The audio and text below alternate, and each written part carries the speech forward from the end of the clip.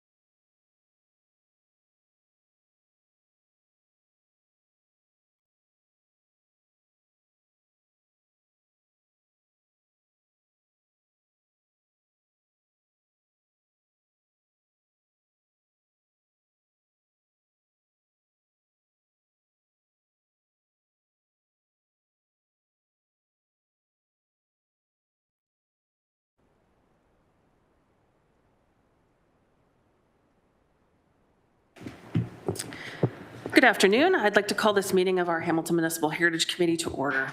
A reminder that all electronic devices are to be switched to a non-audible function during our committee meetings. Please note that quorum is present. So we'll go through our roll call. As I go through all the names, if you can just acknowledge that you're present. Councillor Cameron Kretsch. Present. Karen Burke. Present. Graham Carroll. Present. Andrew Douglas. Present. Lynn Lundstedt. Present. Andy McLaren sends his regrets today, and Stefan Spalnick. Present. Thank you, everyone. We'll now move on to our approval of the agenda. Mr. Clerk, are there any changes to the agenda today? Yes, Madam Chair, we have one added delegation request, item 6.1, Christine O'Connor, respecting item 8.1, recommendation to designate 1320 Woodburn Road, Glanbrook, Edmonds House, under Part 4 of the Ontario Heritage Act, PED 24090, Ward 11, and that's for today's meeting. Thank you. May I have a motion to approve the agenda as amended? I see Graham and Karen. And as we move to vote, is there anyone opposed? Seeing none, that item is carried. Under our declarations of interest, do we have any declarations of interest today to be acknowledged? Seeing none, we will move on to the approval of our minutes from the previous meeting. So we have before us item 4.1 is our meeting minutes from April 26, 2024. May I have a motion to approve the minutes as presented? I see Stefan and Lynn. And if there's no questions or discussion, as we move to vote, is there anyone opposed? Seeing none, that item is carried. Our delegation requests, may I have a mover and a seconder to put the delegation request on the floor? I see Graham and Lynn. Are there any questions from the committee on approving the request? Seeing none, we'll now move to vote. Is there anyone opposed? That item is carried. We'll move right into our delegation. So we have Christine O'Connor is here to answer any questions that the committee has respecting item 8.1, which again is the recommendation to designate 1320 Woodburn Road in Glanbrook, Edmonds House under Part 4 of the Ontario Heritage Act, PED 24090 in Ward 11. Do we have any questions today of our delegate? So we will, seeing none, we will move on to our staff presentations. So item 8.1, again, is the recommendation for 1320 Woodburn. We have Scott Dickinson, the Cultural Heritage Planning Technician, is here to give us a presentation. Welcome, Scott.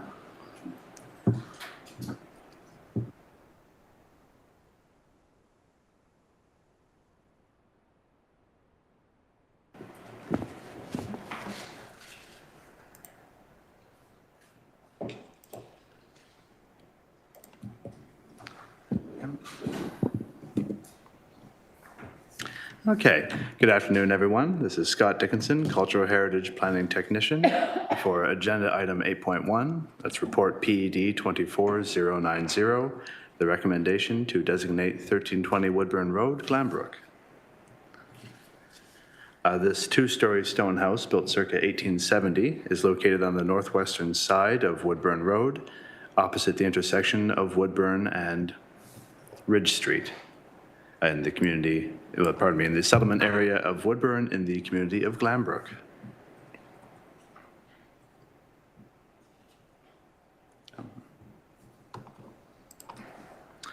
Seem to be having some technical, there we go. This property was first listed on the Municipal Heritage Register in 2018, and in March of 2023 was prioritized for designation by January 1st, 2025, as a result of the changes to the Ontario Heritage Act by Bill 23. In April of this year, the staff notified the property owners of the recommendation to designate, and in May of this year, we followed up with a discussion about designation with the property owner. Staff recommend designation for this property under Part 4 of the Ontario Heritage Act as it meets 5 of the 9 criteria laid out under Ontario Regulation 9-06. The property displays design and physical value as it is a representative example of a rural dwelling with Georgian and Italianate style influences, and it is also a rare example of a stone structure with brick decorative elements. The Georgian stylistic elements include the 5-bay symmetrical facade and the low-hipped roof. The Italianate influences include the carved wooden brackets supporting the eaves, the brick quoins at the corners of the building, the segmentally arched window openings, and the brick voussoirs and surrounds around the windows and the door openings. This property displays a high degree of craftsmanship through the rare use of this these brick elements in a predominantly stone building, and through the elaborately carved wooden paired brackets supporting the eaves.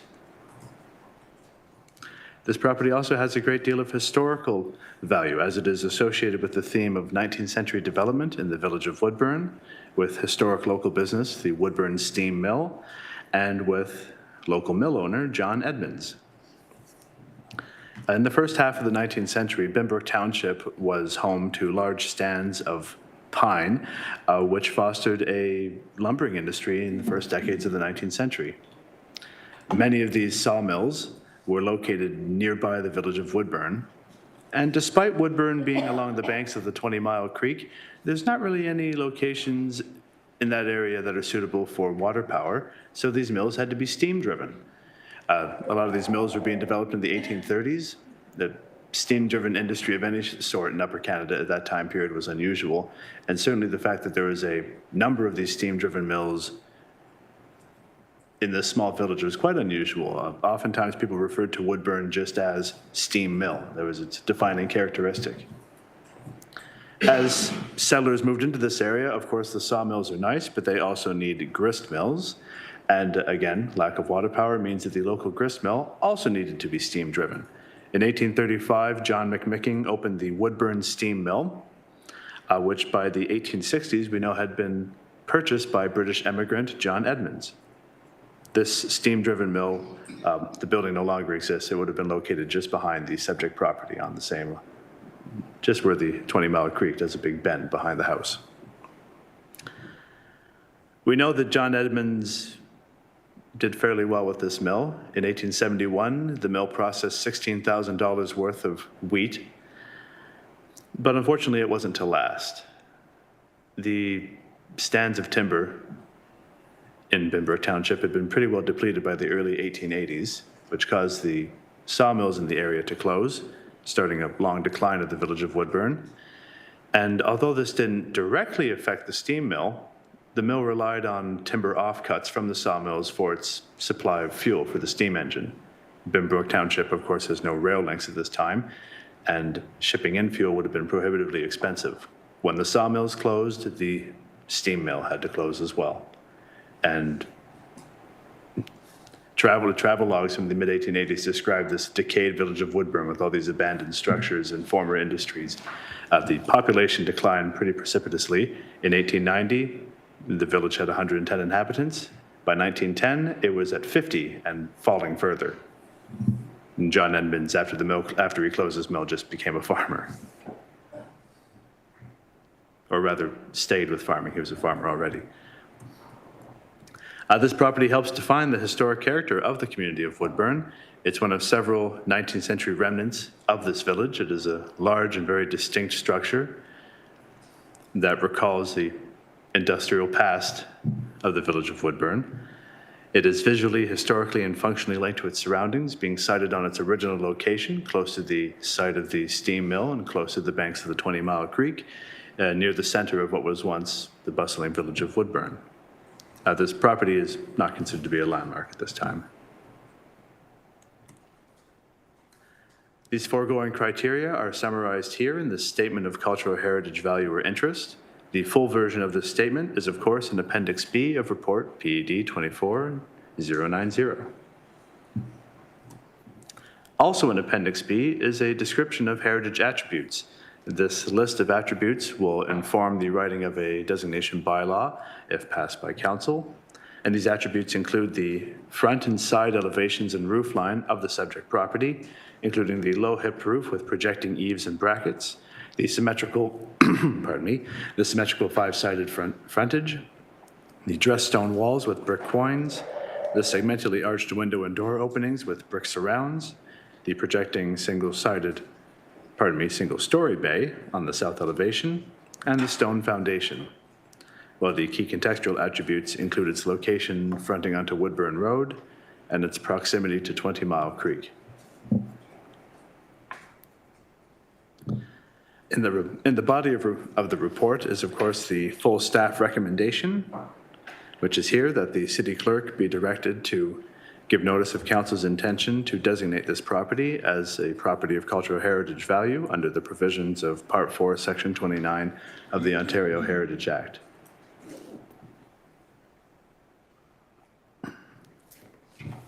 Of course, we open it for questions. Thank you, Scott. Do we have any questions for Scott on the presentation? Go ahead, Graham.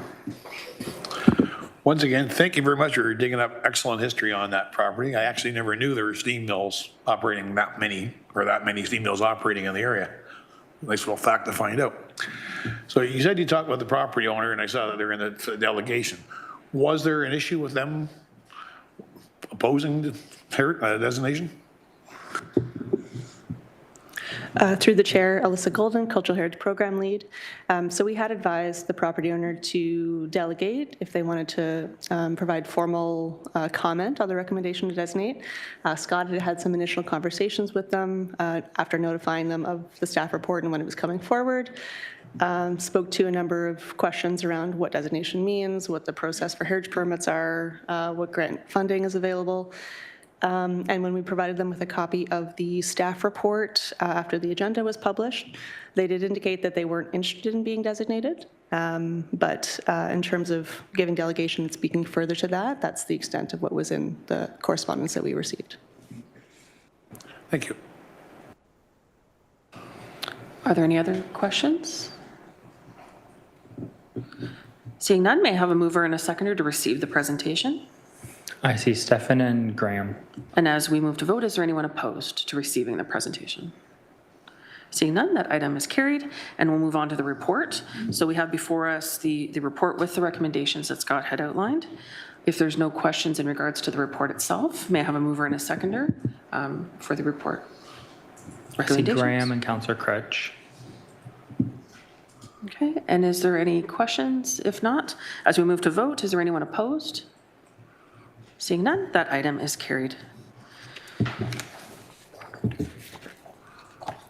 Our 9.1 is the delegated approvals for heritage permit applications. We have before us item 9.1A to H.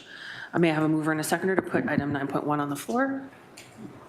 I see Stefan and Karen. Do we have any questions in regards to any of the items? Did I? You can talk. Oh, I think, Matt, we have the property owner for. Hi, Christine. We've already moved past that item. I'm sorry, I didn't know when my time to speak would be.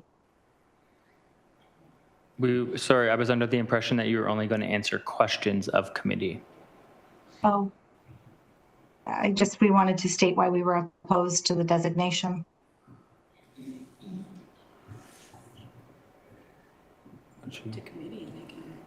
So can the committee take a vote to allow the delegation to speak? They can. We haven't received the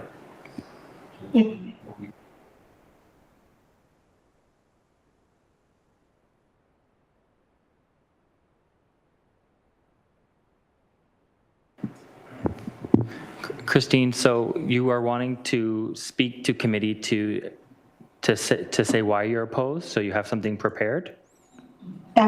Just that there's no imminent risk to the property, and we didn't feel at this time that having the heritage designation was to our benefit. Okay, thank you. So committee has the option to, if they would like, if Christine wants to elaborate further on why, committee could if committee wants to hear the delegation and that delegation may change how you would vote, you could vote to reconsider the item.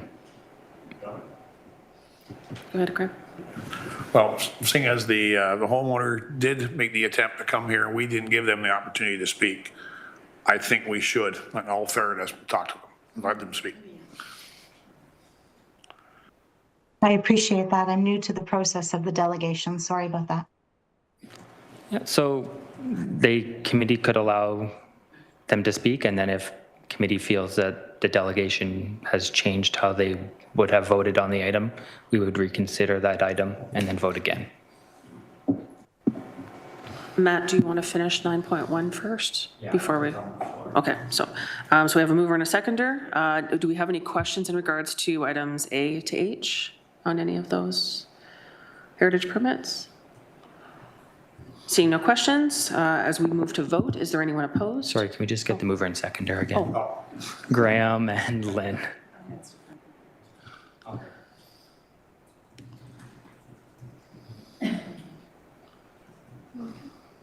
So the original was Stefan and Karen, so we'll go with that. Okay. And so as we move to vote, is there anyone opposed? Seeing none, that item is carried. Do you want a vote for the delegate? Just be urgent, okay. Just go ahead and Okay. receive the delegate, so Okay. they can speak and then we'll receive it. Hi, Christine. So our apologies for that confusion. So if you'd like to go ahead and say a few words, go right ahead. My apologies as well. I'm sorry. Like I said, I'm new to the delegation. I wasn't sure. Myself and Ross own the home together, and we appreciate the city's interest in our home. However, we feel that there's no imminent threat to the property whatsoever and have every intention of keeping it in its exact manner.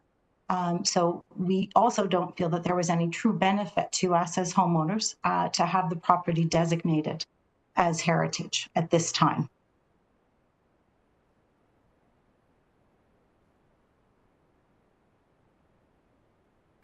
So we're wondering if it's possible to opt out of the designation process.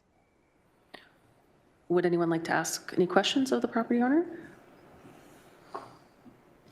Go ahead, Stefan. Through the chair, do you feel that there's something that would be detrimental to having the heritage designation? To be specific, I think that when we purchased this home, we wouldn't have done so had it had a heritage designation, perhaps just out of ignorance, but it would have strayed us away from buying the property itself. You know, just like I said, out of the lack of knowledge of what's involved. So we feel like it's just to keep our options open. We're not selling anytime soon. We have every intention of staying here as long as humanly possible.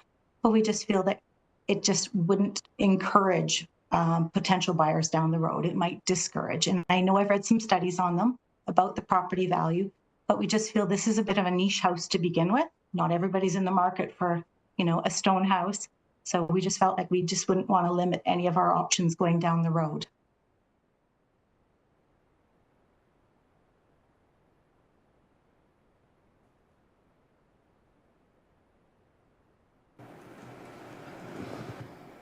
Of the committee members, is there any other comments that you'd like to? Well, thank you very much, Christine and Ross. So if we can have a vote to receive that delegate presentation. I see Karen and Graham. And as we move to vote on receiving that delegation, is there anyone opposed? Seeing none, the item is carried. Oh, go ahead, Alyssa. Through the chair, and just for Christine and Ross, it's Alyssa Golden here. Scott and myself will follow up with you about this process and the next steps. This will go to Planning Committee next. And should you wish to provide delegation there or speak further with your councillor, we can provide you with information of how to do that before it actually gets to council for a final decision.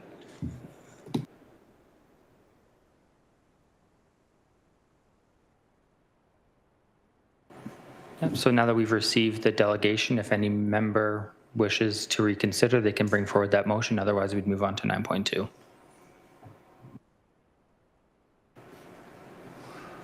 Seeing no hands, we'll move on to 9.2.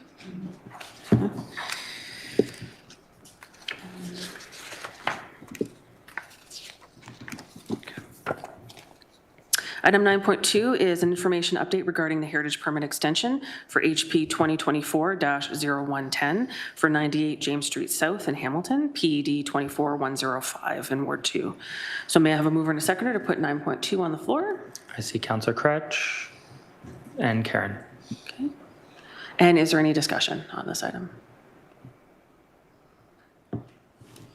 Councillor Crutch, is that? Yeah. Okay. Go ahead.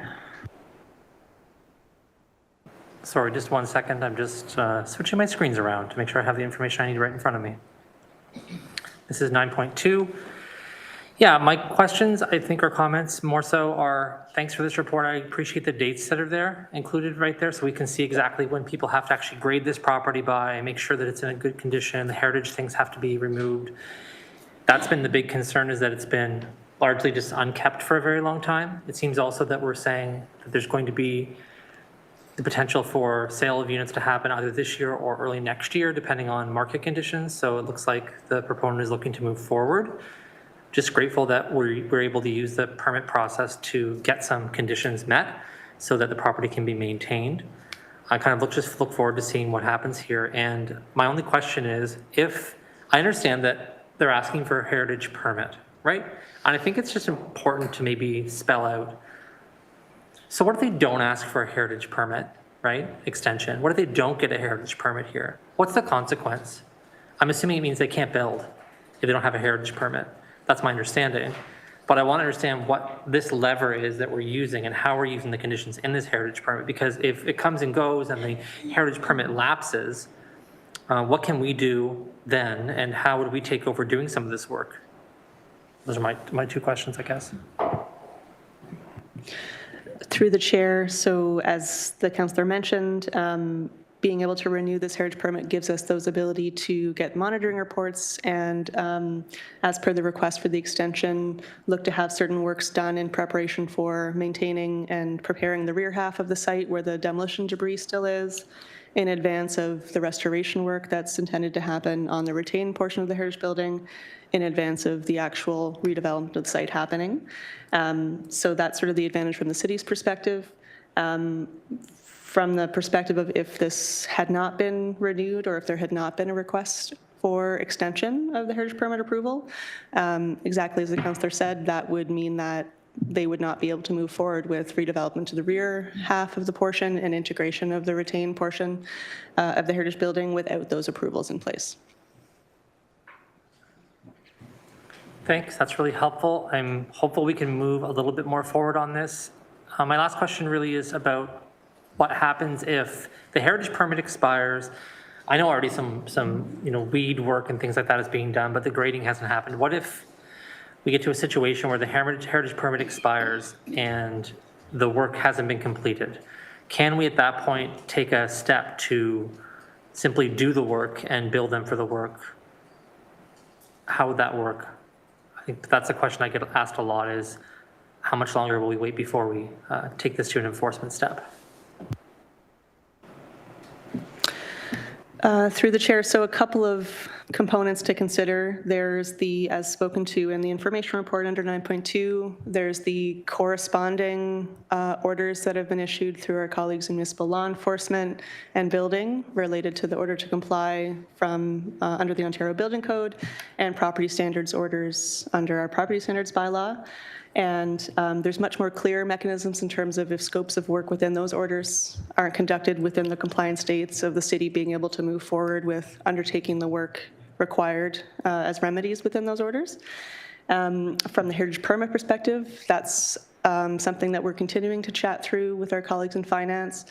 Way back when the original heritage permit was approved in 2014, if I'm not mistaken, there were securities related to that original heritage permit.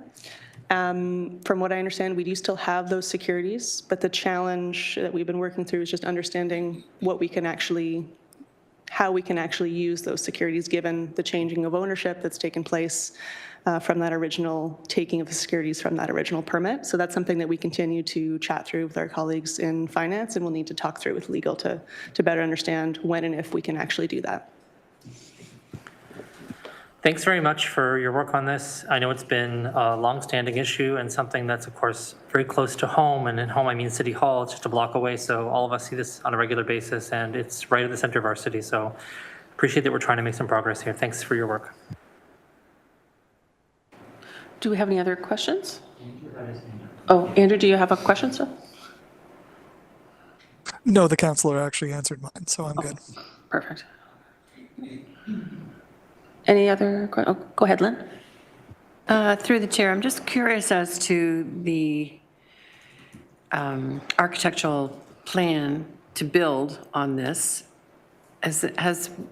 Do we have a new one, or are they going to go with the original plans? Good afternoon. Anita Fayback, Acting Director of Planning and Chief Planner. They have, I believe, an approved site plan application. The details I'm not recalling off the top of my head, but I'm certainly happy to follow up with committee if there are greater details required. I believe it was 22 stories, if I remember correctly. And so the plan would still be to proceed with that. So there'd be a new building that would be constructed in behind the existing remaining portion of the church to be connected. And then I believe the church portion was going to be used for either commercial or community space.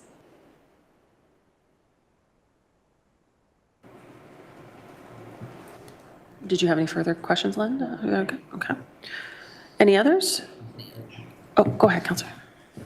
If it helps, I think that this was approved in 2021 through a zoning application, and based on the zoning amendment document I'm looking at, it's a permitted 34-story mixed-use building with 635 dwelling units, 390 square meters of office space, and 335 parking spaces. So that's, oh, no, that's wrong. That's totally the wrong building, actually. Isn't that cute? I said all this stuff on the public record, and it's the wrong, absolutely wrong building. So I just lied. I'm just gonna go with what Anita said. I thought I had it handy, but I don't have it handy here, unfortunately. Sorry. That was for 75 James Street South, which is where the Leona building is currently happening, not 95 James Street South. Sorry about that. Go ahead, Elizabeth. Through the chair, and just as a reminder as well, when the current owners had taken over and we had provided the original heritage permit extension, we had spoken to the fact that they were looking at potentially tweaking the design, generally the same general proposal, but the unit count and mix and things might change.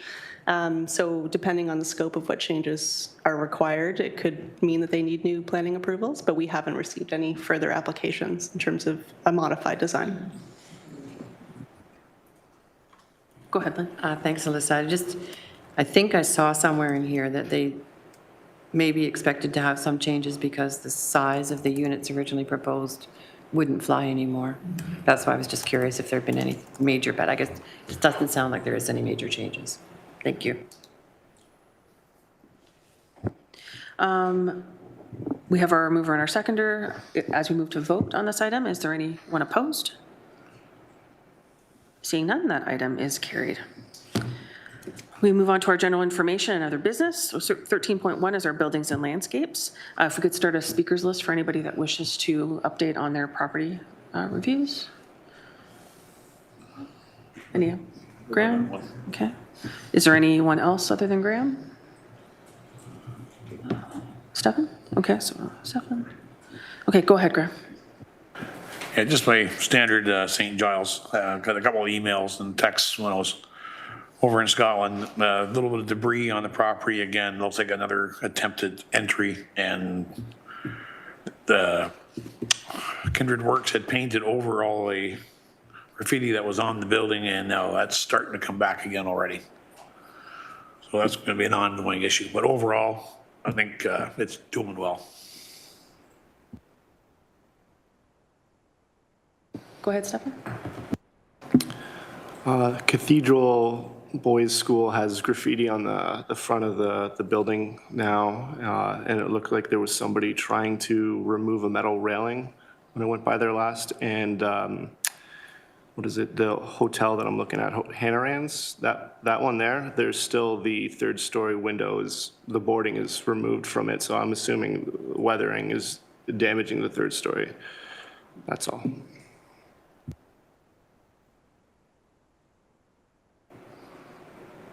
Thank you both. Oh, did you have a question, Matt? Oh, okay. Is there any other updates?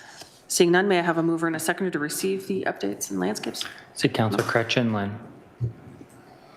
And as we move to vote, is there anyone opposed? Seeing none, that item is carried. And we now move to item 13.2.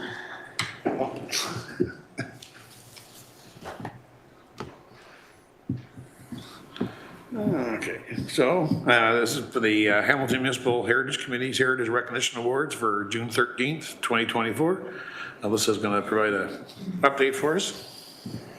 So in the agenda package, there's a copy of the invitation that's gone out. Our awards are going to be taking place on June 13th. We have a great list of award recipients this year, so it's going to be a really exciting night. We've had RSVPs from a number of our award recipients, and they're very excited, overwhelmed, honored, and very surprised. So I think it's gonna make for a very lovely evening. The doors open at 6:30, and our award presentations are going to start at 7. So again, that invitation is available. Everyone is welcome to join. Just RSVP, so we have an idea of the numbers. But we really are looking forward to a great event. And just as a side note, the award nominations process is open now for the new subsequent year. So if anybody throughout the year, that link is available on the city's website under our Heritage Recognition Awards. So if anybody has any new nominations that they can think of, feel free to plug that information in online, and you can make your entries for the following year. But again, we hope everyone will join us, and again, looking forward to a very good night. While I have the microphone, I also just want to give a very quick update for Doors Open. It was, since our last meeting, it was a fantastic weekend. I've heard that the visitations were 40% increased from last year. So they had almost 17,000 people, visitors from all over the province and from quite a few different areas that were coming in.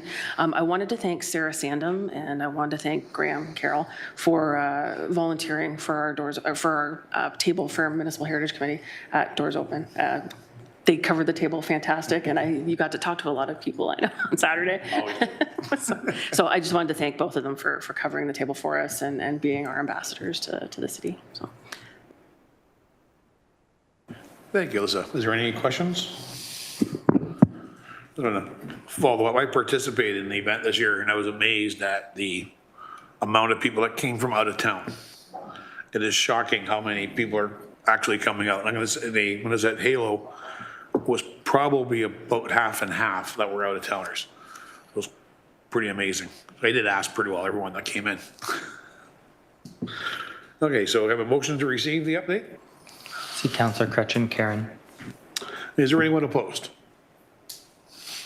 Seeing none, the motion carries. All right. So are there any updates from staff on any items? Just that we will be welcoming a co-op student for the spring term, Luke Marlott, starting with us just this coming Monday. So looking forward to introducing the committee and the various subcommittees and working groups to Luke once he's started. Wonderful. That's great news. Do we have any other business from our committee members? Seeing none. If there's no other updates, may I have a mover and a seconder to adjourn our meeting? I see Graham and Stephanie. Is there anyone opposed to adjourning? No hands. That's good. So that item is carried. And our next meeting is scheduled for Monday, June 24th at 12 o'clock. All right. Thank you, everyone, and we will see you soon.